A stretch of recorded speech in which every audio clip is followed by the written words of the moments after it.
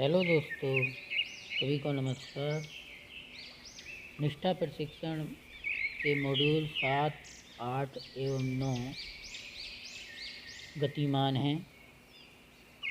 अब से पहले मॉड्यूल 7, 8 की प्रश्नोत्तरी की वीडियो हम एवं उनकी गतिविधियों की वीडियो पहले ही पेश कर चुके हैं। इस वीडियो में हम लेकर आपके समक्ष उपस्थित हुए हैं मॉड्यूल 9 की मुख्य प्रश्नोत्तरी। मॉड्यूल 9 हमारा है गणित का शिक्षा शास्त्र। गणित विषय ऐसा विषय है जो एक रूढ़ी बनी हुई है कि ये गणित विषय सिर्फ कुछ ही लोगों के समझ में आता है या लड़कियों के लिए नहीं है, सिर्फ लड़कों के लिए है। तो ये सब रूढ़ियाँ, ये सब विचार सब गलत हैं। गणित को हम काफ़ी रोचक तरीके से पढ़ा सकते हैं, इसका अध्ययन कर सकते हैं, इसे आनंददायी बना सकते हैं। तो हम इस वीडियो में इस गणित का शिक्षा शास्त्र मॉड्यूल की प्रश्नोत्तरी का अध्ययन करेंगे। इससे पहले आप सभी से अनुरोध है कि आप प्रशिक्षण को काफ़ी तन्मयता से एवं निष्ठा से करें, ताकि आपको इस प्रशिक्षण से लाभ प्राप्त हो और कुछ ना कुछ आप ज़रूर सीखें। तो आइए शुरू करते हैं प्रश्नोत्तरी। इनमें से किसे गणित को आनंददायी बनाने की ज़रूरत नहीं है? कार्य में मग्न रखना, केवल समस्याओं के बारे में छात्रों को बताना, परिकल्पना करना और उनका सत्यापन करना, भागीदारी। देखिए प्रश्न है, इनमें से किसे गणित को आनंददायी बनाने की ज़रूरत नहीं है? इनमें से किस चीज़ की ज़रूरत नहीं है जिससे कि गणित आनंददायी बने? कार्य में मग्न रखना, केवल समस्याओं के बारे में छात्रों को बताना, परिकल्पना करना और उनका सत्यापन करना, भागीदारी। हमें केवल छात्रों को केवल समस्याओं के बारे में बताना जो है चाहिए, बाकी कार्य वो अपने आप करेंगे। तो इसका सही ऑप्शन हो जाएगा केवल समस्याओं के बारे में छात्रों को बताना। आगे चलते हैं। व्यंजक x + 2 है। देखिए x जो है एक चर राशि है और 2 एक अचर राशि है। तो 2 तो हमें ज्ञात है, x का हमें ज्ञात नहीं है। तो x = 2 किसी ज्ञात और अज्ञात संख्या के बीच संबंध, ये वाला जो ऑप्शन है ये सही हो जाएगा, किसी ज्ञात और अज्ञात संख्या के बीच संबंध। क्योंकि 2 तो हमें ज्ञात है और x हमें अज्ञात है, अचर जो होता है वो अज्ञात है। तो इसका सही ऑप्शन हमारा जो है किसी ज्ञात और अज्ञात संख्या के बीच संबंध। आगे बढ़ते हैं। निम्नलिखित में से कौन सा विकल्प सही नहीं है? गणित सिखाने में खेल का उपयोग किया जाता है। गणितीय समझ के लिए, बढ़ी हुई समझ के लिए, बच्चों की समस्याओं को सुलझाने की क्षमताओं के विकास के लिए समर्थन, गणित के प्रति बेहतर रवैया बनाने के लिए, बच्चों की ऊर्जा और समय की बर्बादी के लिए। देखिए प्रश्न है, गणित सिखाने में खेल का उपयोग किया जाता है। ऐसा तो नहीं है कि बच्चों की ऊर्जा और समय की बर्बादी के लिए किया जाता है खेलों का। बाकी 3 ऑप्शन जो हैं इन सबका जो है प्रयोग किया जाता है, लेकिन बच्चों की ऊर्जा और समय की बर्बादी के लिए नहीं किया जाता। तो हमारा ये चौथा ऑप्शन जो है इसका ठीक हो जाएगा, बच्चों की ऊर्जा और समय की बर्बादी के लिए।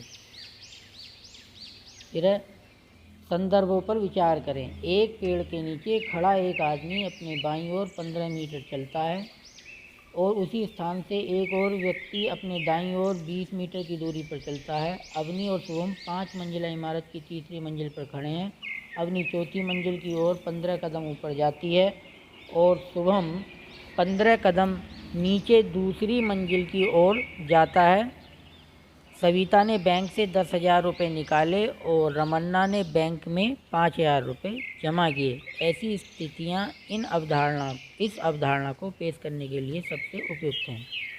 देखिए, ये सभी परिस्थितियाँ हमें आना जाना, ऊपर नीचे, घटना बढ़ना के बारे में बता रहे हैं। तो इन सब परिस्थितियों का जो है हम जो निर्देशित या कहें उसे डिनोमिनेट करते हैं, वो पूर्णांकों से करते हैं। पूर्णांकों से इन्हें दर्शाया जाता है। तो इसका जो ऑप्शन है पूर्णांक हो जाएगा। अंश कोणों को नापने के लिए प्रयोग किया जाता है, या अंश भिन्न का भी ऊपर का जो भाग है वो भी अंश कहलाता है। चर अज्ञात राशियाँ होती हैं, लाइन एक रेखा है। तो इसका जो पूर्णांक जो हैं सही ऑप्शन हो जाएगा। पूर्णांकों का प्रयोग हमें ऐसी परिस्थिति को दर्शाने के लिए किया जाता है। इनमें से कौन सा बयान सही नहीं है? कौन सा बयान सही नहीं है? गणित की पढ़ाई करते समय बच्चे सीखते हैं विचारों को सामान्यीकृत करना, गणितीय बयानों को याद करना, सिद्धांत तैयार करना, तर्क के आधार पर बयान साबित करना। तो गणितीय बयानों को याद करना, गणित में याद नहीं किया जाता है, सामान्यीकृत भी किया जाता है विचारों को, सिद्धांत भी तैयार किए जाते हैं और तर्क के आधार पर बयान साबित भी किए जाते हैं। गणित रट कर काम नहीं किया जाता। गणित में गणितीय बयानों को याद नहीं किया जाता है, इसलिए इसका सही ऑप्शन हो जाएगा गणितीय बयानों को याद करना। आगे बढ़ते हैं। गणित कक्षा में बच्चों को अध्याय के अभ्यास से सवालों के अलावा कुछ और नहीं पढ़ना चाहिए। गणितीय अवधारणाओं के बारे में उनके विचारों को पेश कर और चर्चा करना चाहिए। शिक्षक द्वारा दी गई समस्याओं के समाधान को लिखना चाहिए और चुप रहना चाहिए। शिक्षक को कोई सुझाव नहीं देना चाहिए। तो इसका देखिए दूसरा ऑप्शन जो है, गणितीय अवधारणाओं के बारे में उनके विचारों को पेश कर और चर्चा करना चाहिए। ये सही ऑप्शन हो जाएगा। ये बच्चों के लिए सबसे बेहतर कार्य है, बाकी सब गलत हैं। अध्याय के अभ्यास से सवालों के अलावा कुछ और नहीं करना चाहिए, ये भी नहीं है। शिक्षक द्वारा दी गई समस्याओं के समाधान को लिखना चाहिए और चुप रहना चाहिए। चुप रहने से तो काम ही नहीं चलता है। कक्षा में परस्पर वार्तालाप होना बहुत ज़रूरी है। शिक्षक को कोई सुझाव नहीं देना चाहिए, बिना सुझाव के भी कार्य नीरस हो जाता है। तो इसका दूसरा ऑप्शन ही हमारा गणितीय अवधारणाओं के बारे में उनके विचारों को पेश कर और चर्चा करना चाहिए ही सही हो जाएगा। आगे, एक प्रासंगिक स्थिति पर काम करते हुए छात्र से उम्मीद है, अध्यापक जोर देता है इसलिए करें, परीक्षा में लिखने के लिए, इसमें शामिल गणितीय सिद्धांत की पहचान करें, यह सिर्फ मजाक के लिए। देखिए, प्रासंगिक स्थिति पर काम करते हुए छात्र से उम्मीद क्या की जा सकती है कि इसमें शामिल जो गणितीय सिद्धांत है उसकी वो पहचान करें। तो इसका सही ऑप्शन हो जाएगा तीसरा, इसमें शामिल गणितीय सिद्धांत की पहचान करें। आगे, गणित में की गई गतिविधियाँ छात्रों को शारीरिक रूप से तैयार करती हैं, छात्रों को खुशी से गणित की अवधारणाओं को ढूंढने के योग्य बनाती हैं, छात्रों को अवधारणाओं को याद रखने में मदद करती हैं, छात्रों को तेज़ी से गणना के योग्य बनाती हैं। तो इसका दूसरा ऑप्शन जो है, छात्रों को खुशी से गणित की अवधारणाओं को ढूंढने के योग्य बनाती हैं, सही हो जाएगा। क्योंकि गतिविधियाँ जो की जाती हैं पढ़ाते समय, वो किसी भी विषय को खुशी खुशी उसमें मन लगे, इसलिए गतिविधियाँ की जाती हैं, जो विषय है वो रोचक बने, नीरस ना बने। तो इसका दूसरा ऑप्शन सही हो जाएगा। आगे बढ़ें। प्राथमिक स्तर पर गणित सीखने के मूल्यांकन के लिए इस पर ध्यान दिया जाना चाहिए। बच्चे कितना गणित याद कर सकते हैं, गलत चीज़ है। बच्चे क्या सीखते हैं, बच्चे कैसे सीखते हैं, जी हाँ, बच्चे कैसे सीखते हैं। इसका सही ऑप्शन यही हो जाएगा, तीसरा ऑप्शन, बच्चे कैसे सीखते हैं। क्योंकि हमें इस बात का ध्यान रखना बहुत ज़रूरी है प्राथमिक स्तर पर कि बच्चे किस तरह से सीखते हैं। हमें अपने शिक्षण को उसी तरह बेहतर बनाना है जिससे कि बच्चे अधिक से अधिक सीख सकें।